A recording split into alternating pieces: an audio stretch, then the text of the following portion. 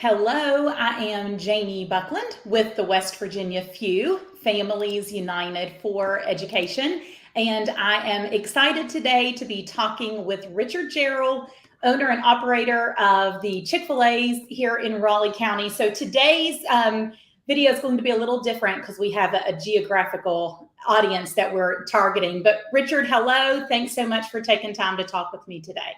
Good morning, and thanks for giving us the ability to come and chat with you. Absolutely. So, like I said, we're focused here in Southern West Virginia. Of course, for those of you who may not know, I was born and raised in Raleigh County. So these are my stomping grounds. And we have an opportunity that we realized families in our area need to know about. So we invited Richard to come on and talk with us today, specifically to make sure that families know about an employment opportunity with an emphasis on academic success. So Richard, why don't you tell us a little bit about yourself and how you got started with Chick-fil-A? Sure will. Thanks, Jamie. Yes, I'm a Beckley boy. I was born and raised right here in Beckley off of Johnstown Road in East Beckley. And I was the son of a disabled coal miner. And, so I grew up here, went to Woodrow Wilson High School, graduated in class of 1980. And then I attended Beckley College, and then I went on to Concord to finish with my degree in business. Then I went on to continue my career in the retail business that I'd already previously been doing for during my school years. But just to kind of get you started with how I started in working was when I was 15 years old, a gentleman by the name of Bob Wilson gave me a job working retail out at Raleigh Mall with a company called E.M. Payne Company. And then I later went to George's Fashions. But they got me started in the retail business. And he gave this 15-year-old snot-nosed kid a job when I didn't deserve one. And it grew to become what was a 20-year career for me in the retail business before I got with Chick-fil-A. I started with Chick-fil-A in 2000. I spent the first 6.5 years in Northern Virginia in Fairfax County. And then Chick-fil-A announced that they were going to do a store here in Beckley on Eisenhower Drive. We asked to move our franchise. So we moved our family back home to West Virginia because I really wanted to be the Bob Wilson that he was to me, to the kids here in the Beckley, Raleigh County area. Yeah, I love that. And in Raleigh County, I will say that it's kind of unique. You actually have 3 locations in Raleigh County, right? So for Yes. those who are tuning in today and interested in this employment opportunity, you guys have positions that you need to fill at all 3 locations. Correct. The most popular question that everybody asks me today is, when is Galleria going to reopen? Yes. And they don't care about how I am, how I'm feeling, what's going on in my life. They only want to know, when am I getting my Chick-fil-A back? Yep. And the answer is probably the middle of November. So, Okay. so it's soon. But before then, we need to add to our team. We need to build our teams, and the struggle for labor is real. I mean, you drive around, you see it everywhere, and it's not uncommon to us either. But we're very selective, and we only hire special folks that can do special things the way that we do it at Chick-fil-A. So we're still looking for about 30 people. And we can use them either at Crossroads Mall, Beckley Galleria, or Harper Road.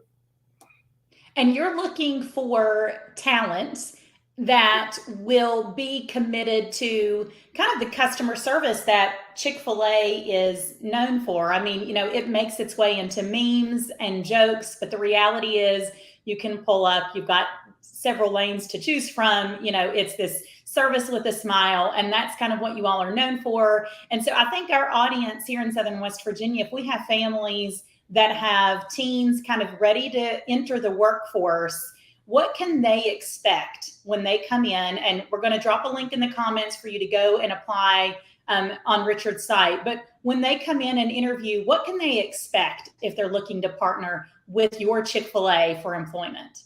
Sure. First of all, we're going to do an application and an assessment. The application can be done at cfabeckleyjobs.com. And then when they do that application, there's an assessment, and our HR director will look over each of those applications and those assessments. Then we call them in for interviews, and then we do what I would call the deep dive. The deep dive is where we really start looking at your social media. We look at your Facebook accounts and Instagram accounts. We call references, which many people don't do today, but we do it. And if we get to a position where we want to hire you, we're going to send you for a drug test, because I want my parents of my kids to know that we're doing everything we can to create a safe environment for your children to work at, or even for our adults to work at. We all need to be safe. And then we do random tests after that as well. But then if all of that goes well, then we, for the students, we do something that's very unique, in that we bring the parents in for a conversation with us. And we call that the three-legged stool conversation, because I believe strongly that this relationship is a three-legged relationship. It's us, the employer, the student who would be working for us, and then the parent. So if any of those three are guardian, and if any of those three don't work, then we don't have a great relationship, and our success is not as good as it is when we do it. Right. Now, tell me a little bit. We talked earlier on Friday to prepare for this, and you were sharing about one of your employees, I believe at the Harper Road location, that started out as a teen. Tell us a little bit about how he's partnered with Chick-fil-A over the years for academic support through scholarships. Sure. Well, we do a lot of scholarships. I'll just say this first. I just checked before I got online with you. We just closed our scholarship in application period. We had 25 team members apply for scholarships this year. Last year, we awarded 21 different scholarships away, and they earned $42,000 in scholarships. And then we do tuition assistance beyond that. So last year, we gave away about $80,000 worth of tuition assistance to those folks. But you're speaking about Ryan. Ryan Jacinto started with me as a 16-year-old high school student who had goals of going to med school. And that's great. We want to support him to get ready for med school. And he was working, and I'll never forget the night that, he actually told us, I need to quit. And I said, well, what's up, Ryan? What's going on? He says, well, I've got to get 2 more points on my ACT score so I can get my promised scholarship. And I said, Ryan, let's just sit down and talk about this. I said, we can help, schedule you to work around this. And then there was a couple others that were doing the same thing. And we brought in a tutor, to help them get their scores to where they needed to be. But so Ryan made his scores. He stayed with us. He started West Virginia Tech. He got the $2,500 scholarship the first time. He started at Tech, and then he got into the program and decided, like most of us do, when I started to study in school, I really don't like it. He said, I want to do business. I want to do Chick-fil-A. Now, I'm not looking for every kid to want to do what Ryan did. Sure. But this just shows that Ryan, he had a goal, and he came in and he stuck with it. He stayed at Tech for 4 years. He got his business administration degree, and we grew him through those 4 years. We turned him into a certified trainer, or he turned himself into, a certified trainer. Then he went into leadership. And then we had the unique opportunity that came available right when he graduated. We had a general manager opportunity come available, and he had already decided, I want to do Chick-fil-A. So he was the right person at the right time. He was the right fit. So here he was, a 16-year-old kid who earned his scholarship for 4 years. He earned $10,000 in scholarships with us, stayed at home, and he graduated debt-free while he continued to work and then getting ready for this new career he has. And he's making probably more than 95% of the kids that he graduated with. Sure. And so we want parents to know that if they are looking for an environment for their teen to kind of enter into the workforce. I told you a little bit about when my son started. We Sure, live in Jerry, and his first job, I think his first paid job was at Winter Place, which is the startup for a lot of folks that live sure it is. here in our area.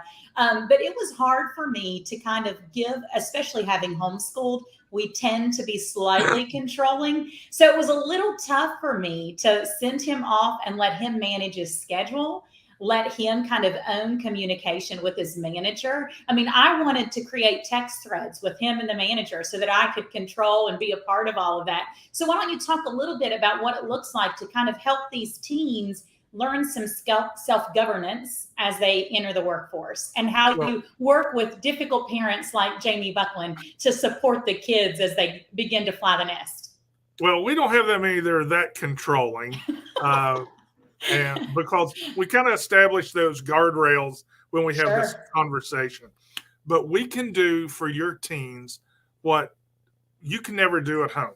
Yeah. We can help them learn how to manage their time, how to work with a team, how to work with a leader, how to work with subordinates, how to work with the public, how to communicate during difficult times. And we will find a lot of these kids that come to us who are really kind of socially awkward. I mean, they don't know how to express themselves. They're Sure. in a shell, and they come to us and they find this new personality that comes out of them because they're in a different environment. But this Sure. is opportunities that they can't get at school. That's opportunities that they can't of growth they can't get at home. So I'm just a big firm believer in it. And here's what we tell our kids and our parents: we are not the major priority. School is the number one priority. You get one chance at a free education, okay? And that's what you've got right now is a free education before you go on to college. Mm-hmm. So we only ask them to work like 3 shifts a week, and because we never want to be used as an excuse for why you're getting bad grades. And Right. if you start getting bad grades, work is a privilege. It's not a right. It's a privilege for these kids. So if they start doing poorly, then we need to say, look, you need to cut back. You need to do whatever. But the thing that we are is we're flexible to a fault on scheduling. We have a lot of kids who come to us who have youth group on Wednesday nights. Right. So they say, hey, I got to go to youth group on Wednesday nights. Well, the good news is all churches don't do it on Wednesday nights. Some do it on Thursday nights. Some do it on Tuesday, whatever. So we just say, as long as we have a group who can cover those Wednesday nights, you can have those Wednesday nights. Sure. However, if we do have a critical mass of everybody wants Wednesday nights, we say, we're going to share it. Yeah.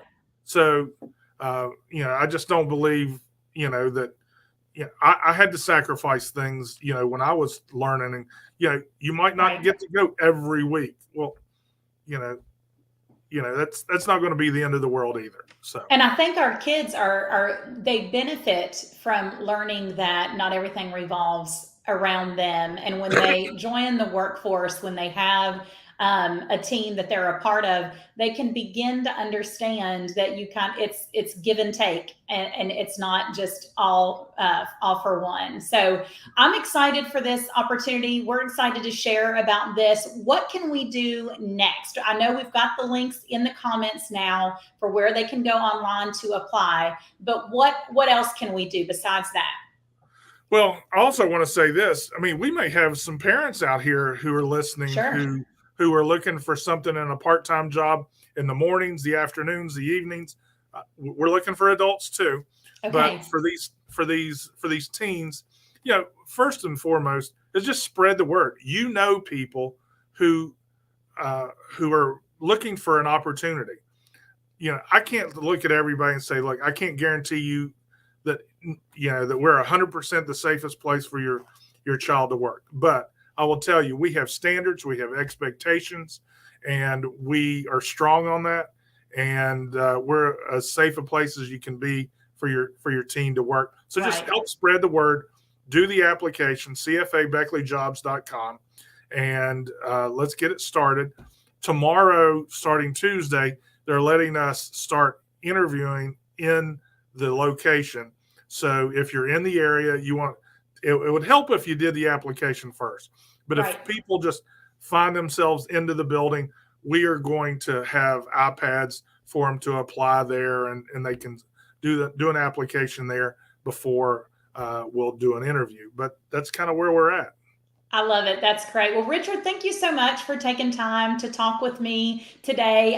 We're excited to help be a part of showcasing what you guys are doing and how you're investing in the families of West Virginia. And of course, I think everybody's just excited to have the Galleria back open in a couple of weeks. So I don't know. Too.